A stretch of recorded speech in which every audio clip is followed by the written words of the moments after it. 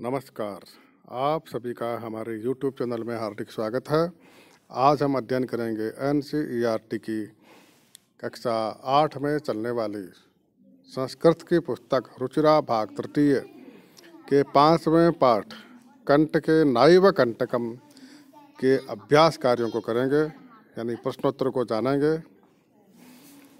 तो आगे बढ़ने से पहले कृपया चैनल को लाइक करें और वीडियो को अंत तक देखें। चलिए शुरू करते हैं। प्रश्नोत्तर।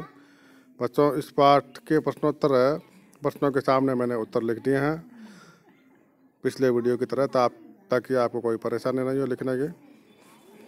तो पहला प्रश्न देखते हैं। एक पदेन उत्तरतम लिखत। एक पदेन उत्तरतम लिखत, यानी एक पद में उत्तर देना है। पहला प्रश्न, व्याधस्य नाम किम आसीत। शिकारी का नाम क्या था? तो बच्चों सामने लिखा हुआ है चंचलः। दूसरा, चंचलः व्याघ्रम कुत्र दृष्टवान। चंचल ने बाघ को कहाँ देखा? चंचल ने बाघ को कहाँ देखा? जाल में देखा। तो सामने लिखा हुआ है जाले। अगला है, कस्मै किमपि अकार्यम न भवति।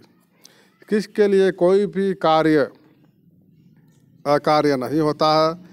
किसके लिए? भूखे के लिए कोई भी अकार्य नहीं होता। जो भूखा व्यक्ति होता है उसके लिए कोई भी गलत कार्य नहीं होता है। आगे देखते हैं। बद्री गुल्मानाम पृष्ठे का नीलिना आसीत। बैर की झाड़ियों के पीछे कौन छुपी हुई थी? लोमड़ी छिपी हुई थी। सामने लिखा हुआ है लोमशिका। लोमशिका यानी लोमड़ी। आगे है, सर्वः किम समीहते। सभी लोग क्या चाहते हैं? सभी लोग अपना स्वार्थ चाहते हैं। तो सामने लिखा हुआ है स्वार्थम। आगे है, निस्सहायो व्याघ्रम किम याचत। तो निस्सहाय हुआ तो बाघ, उसने क्या याचना की? उसने क्या मांगा? तो उसने अपने प्राणों की भीख मांगी। किसने? बाघ ने अपने प्राणों की भीख मांगी। तो बच्चों, इस पाठ में जो व्याघ्रम है, ये मैंने लाल अक्षर का इसीलिए लिखा है क्योंकि पहले इसमें व्याध लिखा हुआ था तो गलत था। तो आप इसको पासबुक में जो लिखा हुआ, यदि गलत लिखा हुआ है तो आप ऐसा लिख देना। व्याघ्रम का मतलब होता है बाघ के लिए और व्याधम होता तो शिकारी के लिए होता। तो ये याचना किसने की थी? बाघ ने की थी। तो हमें इसमें व्याघ्रम लिख दिया है। प्रश्न सही लिख लेना। और बाघ ने प्राणों की भीख मांगी थी। किससे मांगी थी? लोमड़ी और चंचल शिकारी दोनों से। तो बच्चों, ये पहला प्रश्न हो गया है। दूसरा प्रश्न देखते हैं। ये पूर्ण वाक्य न उत्तरतः। अब पूर्ण वाक्य में उत्तर देना है। मैंने सामने उत्तर लिख दिया है। चंचलेन वने किम कृतम। चंचल ने जंगल में क्या किया? शिकारी जो चंचल था उसने जंगल में क्या किया? चंचलः वने जालम विष्टीर्य गृहम आगतवान। चंचल जंगल में जाल को फैलाकर घर आ गया। ये इसका उत्तर है, सामने मैंने लिख दिया है। व्याघ्रस्य पिपासा कथम शांता अभवत। बाघ की जो प्यास है वो कैसे शांत हुई, कैसे बुझी? तो इसका उत्तर है, व्याधेन आनितेन नद्याः जलम पीत्वा व्याघ्रस्य पिपासा शांता अभवत। शिकारी के द्वारा लाए हुए नदी के जल को पीकर बाघ की प्यास है वो शांत हो गई, बुझ गई। आगे है, जलम पीत्वा व्याघ्रः किम अवदत्। जल पीकर बाघ क्या बोला? जलम पीत्वा व्याघ्रः अवदत् यत् शांता में पिपासा सांप्रतम बुभुक्षितो अस्मि इदानीम अहम त्वाम खादिष्यामि। बाघ बोला, जलम पीत्वा व्याघ्रः अवदत् यत्, जल पीकर बाघ बोला कि, क्या बोला? शांता में पिपासा, मेरी प्यास शांत हो गई है। सांप्रतम बुभुक्षितो अस्मि, इस समय मैं भूखा हूँ। इदानीम अहम त्वाम खादिष्यामि। इदानीम अहम त्वाम खादिष्यामि। तो बच्चों, इसमें इदानीम है तो आप इसको सुधार लेना। इदानीम लिख देना इसमें। इदानीम अहम त्वाम खादिष्यामि। अब मैं तुम्हें खाऊंगा। आगे है, चंचलः मात्र स्वसः इति काम संबोधितवान। चंचल ने मात्र स्वसः यानी मौसी ऐसा किसको बोला, ऐसा किसको संबोधित किया, उसने मात्र स्वसः किसको बोला। तो हमने पढ़ा पाठ, उसने लोमड़ी को बोला, तो यहाँ पे मैंने लिख दिया है चंचल है मात्र स्वसः इति लोमशिकाम संबोधितवान। चंचल ने मौसी यह शब्द लोमड़ी को संबोधित किया। आगे है जाले पुनः बद्धम व्याघ्रम दृष्ट्वा व्याधः किम अकरोत्। जाल में फिर से बंधे हुए बाघ को देखकर व्याध ने क्या किया, यानी शिकारी ने क्या किया। जब जाल में वापस बंध गया था ना बाघ, तब तो उसको देखकर शिकारी ने क्या किया। जाले पुनः बद्धम व्याघ्रम दृष्ट्वा व्याधः प्रसन्नो भूत्वा गृहं प्रत्यावर्तत। जाल में फिर से बंधे हुए बाघ को देखकर शिकारी बहुत ज़्यादा प्रसन्न हुआ और प्रसन्न होकर घर लौट गया, प्रत्यावर्तत लौट गया। तो बच्चों ये पाठ के ये दूसरा प्रश्न ये भी पूरा हो गया है। आगे हम तीसरे प्रश्न में चलते हैं। अधोलिखिता ने वाक्या ने कह का कम काम प्रति कथयति। नीचे ये दिए गए जो वाक्य हैं क से लेकर अ तक, इनमें कौन किसको कह रहा है ये हमें लिखना है कि ये जो वाक्य है वो किसने किसको कहे हैं। जैसे पहला वाक्य है इदानीम अहम त्वाम खादिष्यामि। पहला वाक्य है इदानीम अहम त्वाम खादिष्यामि, अब मैं तुम्हें खाऊंगा। यह वाक्य किसने कहा था, ये बाघ ने कहा था। किसको कहा था, शिकारी को। तो उदाहरण में दे रखा है, पहले दे रखा है व्याघ्र है, उसके बाद दूसरे में दे रखा है कम काम की तरह की लाइन है, उसमें दे रखा है व्याधम, यानी बाघ ने शिकारी को कहा था। तो इसी तरह आगे हम वाक्यों को पढ़ते हैं, किसने किसको कहा देखते हैं। कल्याणम भवतु ते, ये वाक्य किसने कहा था, बाघ ने कहा था। किसको कहा था, शिकारी को। तो हमने लिख दिया है कह का कि रिक्त स्थान में लिख दिया व्याघ्र है और अगले में व्याधम लिख दिया है। आगे है जनाः मयि स्नानम कुर्वन्ति, लोग मेरे अंदर स्नान करते हैं। ये किसने बोला, नदी के जल ने बोला। किसको, शिकारी को। तो मैंने लिख दिया है नदी जलम व्याधम। आगे है अहम त्वत्कृते धर्मम आचरितवान त्वया मिथ्या भणितम, मैंने तुम्हारे लिए धर्म का आचरण किया और तुमने मुझे झूठ बोला। यह वाक्य किसने कहा, बाघ ने कहा, है ना। नहीं, ये वाक्य शिकारी ने कहा था। किसको कहा था, बाघ को कहा था। तो मैंने यहाँ लिख दिया है, पहले व्याधः लिख दिया है कह का के नीचे और कम काम के नीचे व्याघ्रम, यानी शिकारी ने बाघ को कहा था ये वाक्य। आगे है यत्र कुत्रापि छेदनम कुर्वन्ति, कहीं कहीं क्या करते हैं, काट देते हैं। किसको काट देते हैं, पेड़। बोल रहा है कि हमें कहीं कहीं लोग वो काट देते हैं। हमने चित्र भी देखा था किताब में। तो ये वाक्य कौन बोल रहा है, किसने ये वाक्य बोला। ये वाक्य पेड़ नहीं बोला था। किसको बोला, शिकारी को बोला, चंचल को। तो मैंने लिख दिया कह का के नीचे वृक्ष है और कम काम के नीचे व्याधम। और अंत वाला वाक्य है संप्रति पुनः पुनः कूर्दनम कृत्वा दर्शय, अब बार बार कूद कर दिखाओ। यह वाक्य लोमड़ी ने बोला था और किसको बोला था, बाघ को बोला था। तो मैंने लिख दिया है लोमशिका और व्याघ्रम। तो बच्चों ये आपका तीसरा प्रश्न भी पूरा हो गया है। आगे हम चलते हैं चौथे प्रश्न में। रेखांकित पदम आधृत्य प्रश्न निर्माणम कुरुत। अब रेखांकित जो पद है उसको आधार बनाकर हमें क्या करना है, प्रश्न बनाना है। जैसे पहले में जैसे जालात लिखा हुआ है, जालात के नीचे अंडरलाइन की हुई है, तो इसको आधार बनाकर प्रश्न बनाना है।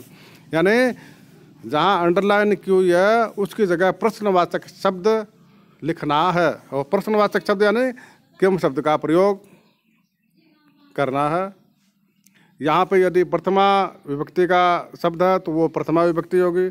जो विभक्ति यहाँ पे है इस शब्द में, उस विभक्ति के अनुसार ही किम शब्द की विभक्ति होगी। यदि वो पुल्लिंग है तो पुल्लिंग, स्त्रीलिंग है तो स्त्रीलिंग और नपुंसकलिंग है तो नपुंसकलिंग का ही यहाँ आएगा।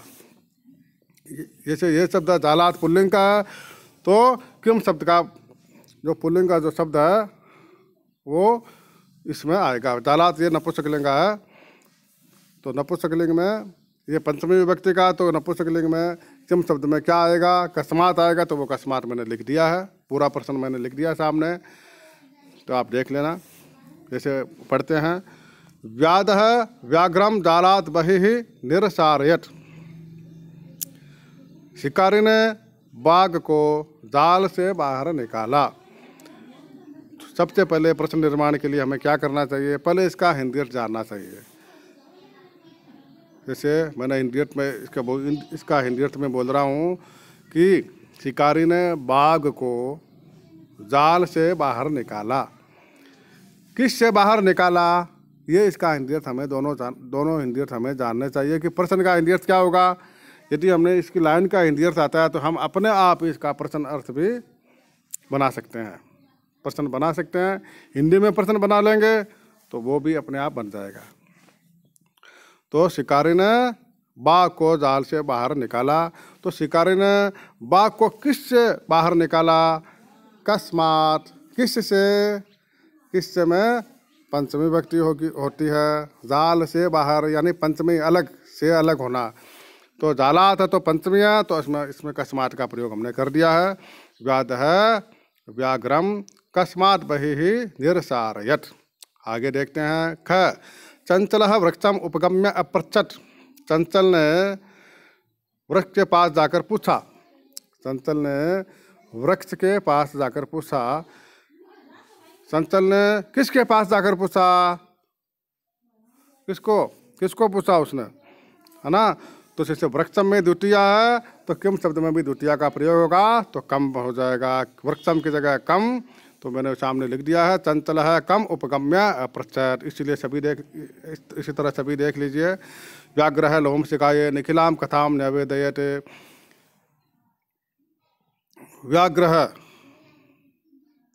व्याघ्र है, ये देखो बच्चों, इसमें व्याघ्र शब्द वापस गलत दे दिया है। व्याघ्र है, ये शब्द वापस गलत दे दिया है। यहाँ पे व्याधः होना चाहिए। हम देख लेते हैं एक बार, इसमें आपको दिखा देता हूँ।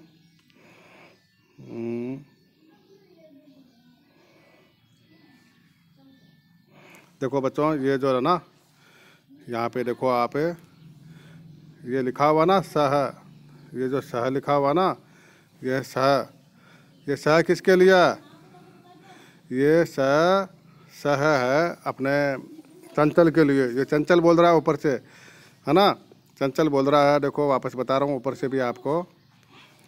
सह अवदत् अह मात्र से अरे मौसी अवसरे तुम समागतवती। अरे सही अवसर पर तुम आई हो। अस्य व्याघ्रस्य प्राणाः रक्षिताः, मया अस्य व्याघ्रस्य प्राणाः रक्षिताः, परम एषः मामेव खादितुम् इच्छति। तदनन्तरं सः लोम शिकाय निखिलाम कथाम न्यवेदयत्। वो चंचल बोल रहा है कि मैंने इस बाघ के प्राण बचाए थे, इसके प्राणों की रक्षा की थी, परंतु यह मुझे खाना चाहता है। इसके बाद उसने लोमड़ी को सारी कथा बताई, यानी चंचल बता रहा है ना। तो इसका मतलब वो प्रश्न है, वो क्या है, उसमें शब्द है वो गलत लिखा हुआ है। तो हम सुधार कर लेते हैं बच्चों। आपको क्या करना है बच्चों, इसमें ये जो सवाल है ना, इसमें व्याधः लिखना है आपको, है ना। इसमें आपको क्या करना है, व्याधः लिखना है, व्याधः। बस आपका ये उत्तर हो गया बच्चों। इसमें है ना, ये काट देना आप, इसकी जगह भी व्याधः ही लिख देना। ये है ना, ये जो लिखा हुआ ना व्याघ्र हटा देना और इसकी जगह व्याधः लिख देना। जैसा मैंने उत्तर में लिख रखा है वैसे ही आप यहाँ लिख देना। तो बाघ ने लोमड़ी को पूरी कथा बताई। बाघ ने नहीं, व्याधः यानी शिकारी ने लोमड़ी को पूरी कथा बताई। तो शिकारी ने किसको पूरी कथा बताई, तो किसको, ये लोम शिकाये में कौन सी विभक्ति है, चतुर्थी है। तो यहाँ भी हम लिखेंगे कस्मै। तो शिकारी ने किसको, निखिलाम कथाम यानी पूरी कथा बताई। तो बच्चों हो गया, ये सवाल भी हो गया। आगे देखते हैं, मानवाः वृक्षाणाम छायाम विरमन्ति। मनुष्य वृक्षों की छाया में बैठते हैं, विश्राम करते हैं। तो मनुष्य किसकी छाया में आराम करते हैं? तो वृक्षाणाम की जगह केशाम लगाना है, षष्ठी विभक्ति बहुवचन। तो यहाँ मैंने लिख दिया है केशाम। मानवः केशाम छायायाम विरमन्ति। आगे देखते हैं, व्याघ्रः नद्याः जलेन व्याधश्च पिपासाम समयत। अब देखो बच्चों, इसमें भी वापस गलत लिख रखा है ना। इसमें लिख रखा है ये व्याघ्रः नद्याः जलेन, कि बाघ ने नदी के जल से शिकारी की प्यास बुझाई। जबकि इसमें क्या होना चाहिए बच्चों, इसमें मैंने पहले इसीलिए सही नहीं किया तो कि आपको बता सकूं। तो इसमें बच्चों आपको लिखना है व्याधः व्याधः कस्याः जलेन। यहाँ व्याघ्रः लिखना है बच्चों। इसमें यहाँ आपको क्या करना है, व्याघ्रः लिखना है। मतलब शिकारी ने किसके जल से बाघ की प्यास बुझाई। तो बच्चों ये दोनों शब्द भी यहाँ पे गलत है, तो आप इसमें सुधार कर लेना। ये जो है ना, यहाँ पे क्या करना है आपको, ये जो है ना, यहाँ पे अंडरलाइन कर देता हूँ, ये दोनों गलत है, ये भी गलत है और ये भी गलत है। तो आप इसमें क्या करेंगे, व्याधः की जगह तो आप ये कर देना, मैंने लिख दिया है ना, और व्याधस्य की जगह भी व्याघ्र से यहाँ पे लिख देना। आप ये देखो, जो दोनों शब्द है वो जहाँ मैंने लिख दिए हैं, आप इस हिसाब से लिख देना। ठीक है, ठीक है, चिन्ह लगा दिया मैंने। ये दोनों शब्द यहाँ ऐसे होना चाहिए। प्रश्न वापस बोल रहा हूँ आपके सामने, प्रश्न फिर से बोल रहा हूँ कि व्याधः नद्याः जलेन व्याघ्रस्य पिपासाम समयत, कि शिकारी ने नदी के जल से बाघ की प्यास बुझाई, है ना। और सामने मैंने इसका प्रश्न भी बना दिया है, व्याधः कस्याः जलेन व्याघ्रस्य पिपासाम समयत, शिकारी ने किसके जल से बाघ की प्यास शांति की या प्यास बुझाई। तो बच्चों ये आपका चौथा सवाल पूरा हो गया है। आगे देखते हैं। इसी तरह बच्चों ऊपर वाला जो प्रश्न है ना, इसमें भी ध्यान रखना आप। इसमें भी जो मैंने ये लिखा है ना गय वाला, इसमें आप ये व्याधः लिख देना। ठीक है, तो आगे अगले प्रश्न में चलते हैं। मंजूषातः पदान् चित्वा कथां पूरयत। मंजूषा से पद सुनकर क्या करना, कथा को पूरी करनी है। कथा को क्या करना, जितने भी रिक्त स्थान है वो सारे पूरे भरने हैं। तो मैंने पूरे भर दिए हैं, केवल मैं आपको हिंदी से बता रहा हूँ इसका कथा का। एकस्मिन् वने एकः वृद्धः व्याघ्रः आसीत्। एक जंगल में एक बूढ़ा वृद्ध बाघ था। सः एकदा व्याधेन विस्तारिते जाले बद्धः अभवत्। वह एक बार शिकारी के द्वारा फैलाए गए जाल में बंध गया था। सः बहु प्रयासं कृतवान् किंतु जालात् मुक्तः नाभवत्। उसने बहुत प्रयास किया परंतु जाल से मुक्त नहीं हुआ।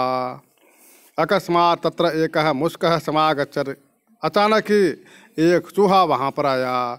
बद्धं व्याघ्रं दृष्ट्वा सः तम अवदत्। बंधे हुए बाघ को देखकर वह बोला, क्या बोला, चूहा बोला, अहो भवान जाले बद्धः। अरे आप तो जाल में बंध गए हैं। अहम त्वां मोचितुम् इच्छामि, मैं आपको मुक्त करना चाहता हूँ। तच्छ्रुत्वा व्याघ्रः चाट्टहासम् अवरत्। उसके बाद जो बाघ है उसने वो जोर की हंसी के साथ बोला, साट्टहासम यानी बहुत ज़्यादा जोर की हंसी के साथ बोला। क्या बोला, जोर की हंसी के साथ बोला, अरे अवदत्, अरे त्वं क्षुद्रः जीवः मम साहाय्यं करिष्यसि। तुम छोटे से जीव, क्षुद्र जीव, मेरी सहायता करोगे। यदि त्वं मां मोचिष्यसि तर्हि अहम त्वां न हनिष्यामि। यदि तुम मुझे छोड़ दोगे, यदि तुम मुझे मुक्त कर दोगे तो मैं तुझे नहीं मारूंगा। कौन बोल रहा, बाघ बोल रहा। फिर देखो मुझसे है, सुबह किए लघु दंतैः तज्जालस्य कर्तनं कृत्वा तम व्याघ्रम बहिः कृतवान्। उसके बाद चूहे ने अपने छोटे छोटे दांतों के द्वारा उस जाल को काट कर, कर्तनम उस जाल को कृत्रिम कृत्वा काट कर उस बाघ को बाहर कर दिया, यानी उसने पूरे जाल को काट दिया और बाघ को बाहर निकाल दिया, यानी मुक्त कर दिया। देखो चित्र भी देख लो आप बच्चों, ये चित्र भी दिया हुआ है यहाँ पे आपको समझने के लिए। चित्र भी बहुत, देखो चूहा है ना जो जाल को काट रहा है ना, इस तरह बच्चों ये चित्र है वो इससे संबंधित है। आगे देखते हैं 6वां प्रश्न। यथा निर्देशम उत्तरत, निर्देश के अनुसार, जिस प्रकार निर्देश दिया हुआ उसके अनुसार उत्तर देना है। पहला प्रश्न देखते हैं। सह लोमशिकाये सर्वाम कथाम न्यवेदयत, अस्मिन् वाक्ये विशेषण पदम किम। देखो जो वाक्य है सह लोमशिकाये सर्वाम कथाम न्यवेदयत, इस वाक्य में विशेषण पद कौन सा है? तो मैंने लिख दिया है बच्चों, इसमें विशेषण पद है सर्वाम। अगला प्रश्न है अहम त्वत्कृते धर्मम आचरितवान, मैंने तुम्हारे लिए धर्म का आचरण किया। अत्र अहम इति सर्वनाम पदम कस्मै प्रयुक्तम, यहाँ पर जो अहम शब्द है वो किसके लिए प्रयुक्त हुआ है? ये यानी ये वाक्य किसने कहा था? ये वाक्य चंचल ने कहा था, तो हमने यहाँ पे उसका उत्तर लिख दिया है कस्मै प्रयुक्तम, चंचलाय प्रयुक्तम। आगे है सर्वः स्वार्थम समीहते, इस वाक्य में अस्मिन् वाक्य कर्तृपदम किम, इस वाक्य में कर्ता पद कौन सा है? कर्तृपद कौन सा? तो इसमें कर्ता पद कौन सा? सर्वः है, तो मैंने सामने लिख दिया है। आगे है सा सहसा चंचलम उपसृत्य कथयति, वह अचानक ही चंचल के पास जाकर कहती है। वाक्यार्थ एकम अव्यय पदम चित्वा लिख, इसमें से एक अव्यय पर चुनकर लिखना है, तो इसमें एक अव्यय मैंने चुनकर लिख दिया है सहसा आपके सामने। आगे देखते हैं का वार्ता माम अपि विज्ञापय, क्या बात हुई मुझे भी बताओ। अस्मिन् वाक्य क्रियापदम किम, इस वाक्य में क्रियापद कौन सा है? क्रियापदस्य परिचयम अपि लिखत, इस वाक्य में क्रियापद कौन सा है और क्रियापद का परिचय भी लिखिए। तो बच्चों इस वाक्य में क्रियापद कौन सा है? विज्ञापय है, मैंने लिख दिया है। देखो आराम से देख लो, ये क्रियापद है विज्ञापय, और पद परिचय भी दे रखा है। उपसर्ग कौन सा? वी है, धातु या है, प्रत्यय निच है, लकार लोट लकार है। पुरुष कौन सा है? मध्यम पुरुष है, और वचन एक वचन है। तो बच्चों इसका परिचय भी मैंने यहाँ पे लिख दिया है। आगे हम चलते हैं 7वां सवाल। उदाहरणानुसारम रिक्त स्थानानि पूरयत, उदाहरण के अनुसार रिक्त स्थान को पूरा करना है। तो बच्चों मैंने भर दिया है रिक्त स्थान। सबसे पहले इसमें देखो उदाहरण दिया गया है मात्र शब्द की प्रथमा विभक्ति, है ना। कोष्टक में जो लिखा हुआ है प्रथमा तृतीया सप्तमी षष्ठी, यानी हमको ये रूप बनाने हैं, ये लाइन पूरी बनानी है। जैसे मात्र शब्द की प्रथमा दी हुई है माता मात्रो मात्र है। आगे है स्वस्त्र, स्वस्त्र शब्द है, इसकी प्रथमा मैंने लिख दिया स्वसा स्वचारो स्वसार है। आगे है मात्र शब्द की तृतीया लिखी हुई है मात्रा मातृव्याम मातृभि, और स्वस्त्र शब्द की स्वसा स्वस्त्रव्याम स्वस्त्रभि। इसी तरह स्वस्त्र शब्द की सप्तमी दी हुई है स्वस्त्री स्वस्त्रो स्वस्त्रसु, और मात्र शब्द की सप्तमी हो गई मातृ मात्रो मातृसु, और अंत में स्वस्त्र शब्द की षष्ठी दी हुई है स्वसु स्वस्त्रो स्वस्त्रनाम, और हमें बनानी है मात्र शब्द की षष्ठी विभक्ति मातुः मात्रो मातृनाम। तो बच्चों इस तरह आपका ये 7वां सवाल पूरा हो गया है। 7वां अ। अब 7वां आ देखते हैं। धातुम प्रत्ययम च लिखित, अब हमें क्या करना है बच्चों? पद दिया हुआ है, पद में से हमको क्या करना है? धातु अलग करनी है और प्रत्यय अलग करना है। उदाहरण हमें हमारे सामने है एक उदाहरण गंतुम, गंतुम का देखो धातु हो गई गम और प्रत्यय हो गया तुमुन। इसी तरह दृष्टु में दृष्ट धातु तुमुन प्रत्यय, कर्णयम में क्र धातु अनियर प्रत्यय, पातुम में पा धातु तुमुन प्रत्यय, खादितुम में खाद धातु तुमुन प्रत्यय, कृत्वा में क्र धातु और कत्वा प्रत्यय। इस तरह बच्चों ये 7वां आ भी प्रश्न है, ये भी पूरा हो गया है। इस तरह बच्चों इस पाठ के सारे प्रश्नोत्तर पूरे हो गए हैं। आशा है आपको वीडियो बहुत पसंद आया है। वीडियो को कृपया लाइक करें, शेयर करें अपने दोस्तों को, ताकि वो भी लाभ प्राप्त कर सके। और अगले वीडियो में हम अगले पाठ के साथ फिर प्रस्तुत होंगे। तब तक के लिए धन्यवाद।